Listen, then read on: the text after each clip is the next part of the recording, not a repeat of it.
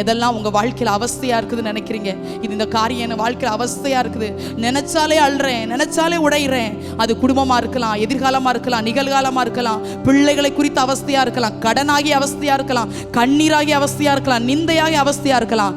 எல்லா அவஸ்தைகளையும் ஆனந்தமாய் மாற்ற தேவனால முடியும். இயேசு சொன்ன வார்த்தையை நம்பி போனான் என்று வேதம் சொல்கிறது போல நம்பி போறீங்க. தேவ சமூகத்தில் எழும்பி நின்று இந்த மாதத்தில் சாட்சி சொல்ல போறீங்க. நான் நம்பினேன், இந்த நம்பிக்கையினால கர்த்தர் என் குடும்பத்தை வாழ வைத்தார், என் குடும்பத்தை செழிக்க செய்தார், என் குடும்பம் வாழ்ந்திருக்கிறது என்று சொல்லி அநேக அற்புதங்களை நீங்க சொல்லும்படி கர்த்தர் உங்கள் வாழ்க்கையில் அற்புதம் செய்வார். ஆண்டவர் சொல்கிற வார்த்தையை நம்புங்க. ஆண்டவர் நீங்க சொல்ற வார்த்தையை நம்பி போவேன். ஆண்டவரே, பலவீனமா கர்த்தரை நம்பி பாருங்க, போராட்டமா கர்த்தரை நம்பி பாருங்க, தேவைகளா கர்த்தரை நம்பி பாருங்க, உபத்திரவமா கர்த்தரை நம்பி பாருங்க, நிந்தையா அவமானமா எந்த சூழ்நிலையா இருந்தாலும் நம்புவதற்கு ஒருவர் உண்டு. அடிக்கடி சொல்றேன்ல, அந்த நம்பிக்கையின் பெயர் தான் இயேசு. நாம் ஆராதிக்கிற சிலர் பாருங்க, டாக்டர் சொன்னதெல்லாம் நம்புவாங்க, மனுஷன் சொன்னதெல்லாம் நம்புவாங்க, ஆனா ஆண்டவர் சொன்ன வார்த்தையை நம்ப மாட்டாங்க.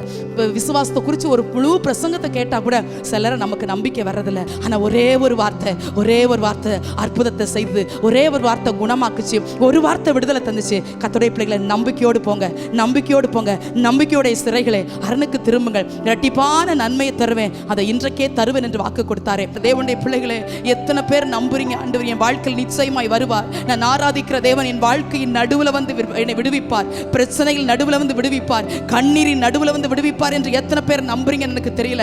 அருமையான தேவ ஜனமே, வருஷத்தின் பாதி நாட்களை முடிச்சு வருஷத்தின் பாதி நாட்களுக்குள்ள போறோம். ஆண்டவர் மீதம் இருக்கிற 6 மாசம் எப்படி இருக்கும் நமக்கு தெரியாது. ஆனாலும் சொல்றேன், இந்த 6 மாசமும் நமக்கு நல்ல காலமா இருக்கும். ஏன் தெரியுமா? கர்த்தரை நம்பி வந்த நமக்கு, தேவனைய அடைக்கலமாய் கொண்டிருக்கிற நமக்கு, தேவனைய அரணாய் கொண்டிருக்கிற நமக்கு, தேவன் நம்மோடு இருக்கிறபடினாலே சில சூழ்நிலைகளை கர்த்தர் ஜெயமாய் மாற்றுவார், பலவீனங்களை கர்த்தர் மாற்றுவார், தேவைகளை சந்திப்பார், கண்ணீர்களை கர்த்தர் மாற்றுவார்.